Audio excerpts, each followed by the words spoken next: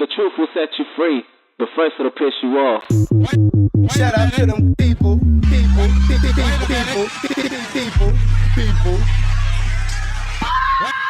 What's poppin' YouTube? Welcome back to my channel. It's your girl Dope Ass Panda, and today I'm going to share with you guys how I did this half up, half down top knot sew-in featuring Cexxy hair. They sent me 3 bundles of their Indian raw hair in the inches 22, 20, and 18, and y'all, these bundles were so poppin'. It's been a minute since I received hair that I absolutely loved, and guys, I would highly recommend this hair. It was just so like silky and just so beautiful, so shiny, and initially I thought the bundle was thin, but it's just the way that it was wrapped, like, because it's kind of you know how usually when you get bundles it's like rolled, like it wasn't rolled, so it did look thin, but girl, these bundles were not thin. And just look how beautiful it looks. Like, I absolutely love this hair. Oh my god. So to do the sew-in, I started out by sectioning out where I want the ponytail to be, and then I'm also leaving my edges out, and I like to do that because when the wind blows, I don't want my tracks showing, okay? I want people to think this is my natural hair, so I always leave out my edges, and it also prevents them from just being pulled out from the tension as well. Next, I'm going to section out a small area around where I did the part for the ponytail, and this part is going to be covering the tracks, and I do like to do it separately because it gives me a better idea of where my ponytail is going to be, and it also helps me make sure that I'm taking out enough hair to cover up the tracks. So when I rubber band that, I'm going to rubber band that into the ponytail section, but I'm doing it separately. And this here is what I'm left with. All the rest of this hair in the back is going to be braided in for my sew-in. So for my braid pattern, I'm going to be braiding around the perimeter of all of my leave out. So this first one is going to go down and around my ear, and then I'm also going to do one around the leave out at the top. And for these first braids, you do want to make sure that they're really small, just so that when you sew your tracks on and go to blend your natural hair in, it blends in seamlessly and it's no lump.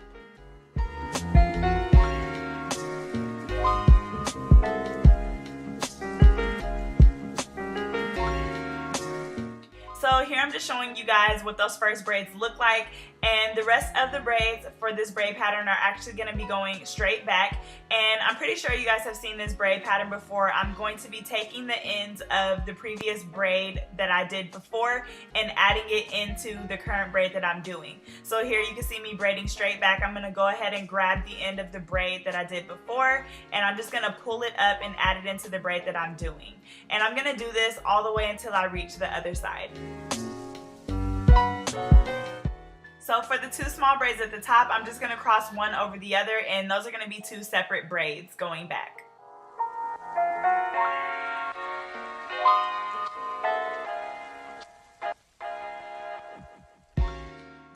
So once my braid pattern is completed, I go in and moisturize, and I'm using the Jamaican Mango and Lime No More Itch Growth Spray, and I love this spray. It just relieves the itch and also moisturizes my scalp.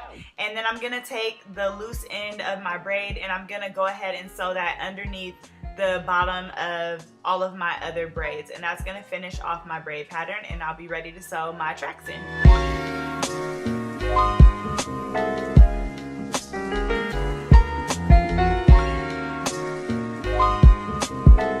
So I was actually able to fit pretty much 2 bundles in the back of my head, and that's what I wanted. I wanted it to be pretty full. And really, when I'm sewing in on my own hair, I don't do anything special. So when I first start the track off, I do go through the weft just to make it a little bit more secure. And then everything else is just going around the track. I'm not doing any type of knot stitching. Like, I'm literally just putting the needle around the track, and I'm doing that because, number one, usually when I do my own sew-ins, I don't keep them in for like extremely long, and also it just takes a lot of time to do your own hair, so it's a lot quicker if I just, you know, wrap it around without doing all the extra knotting. And I've actually never really had an issue with like tracks falling out or anything, so I really don't think that it makes a huge difference.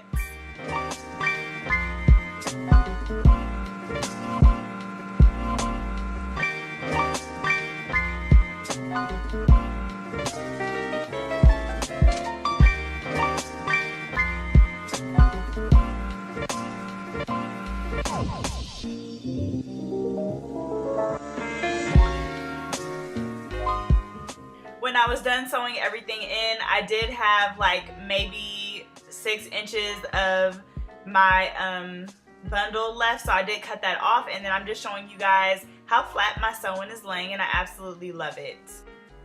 Next, I'm going to go ahead and flat iron the section that will be covering the tracks as well as my ponytail section.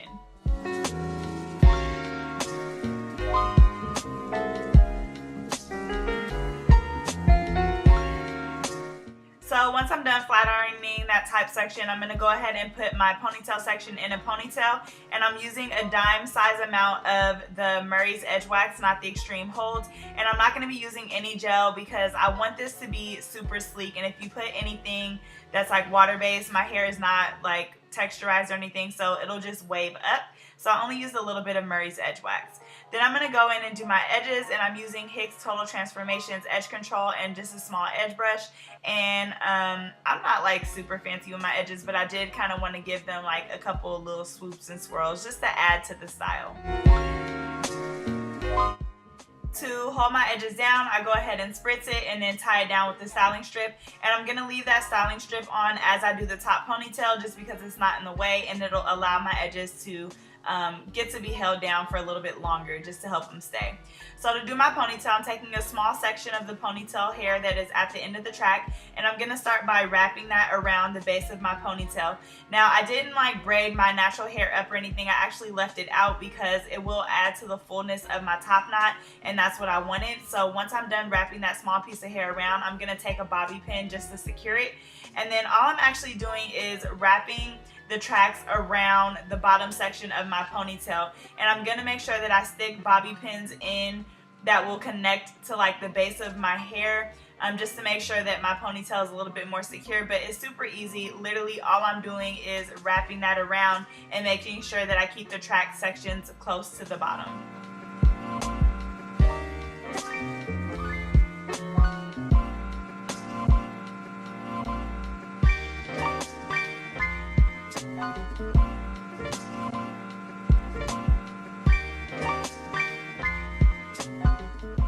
When I get to the end of the track, I'm going to do the same thing I did in the beginning. I'm taking just a small piece of the actual hair and I'm wrapping it around the base of the ponytail and just making sure that I secure that once again with the bobby pin, and that'll make sure that my ponytail is on and secure.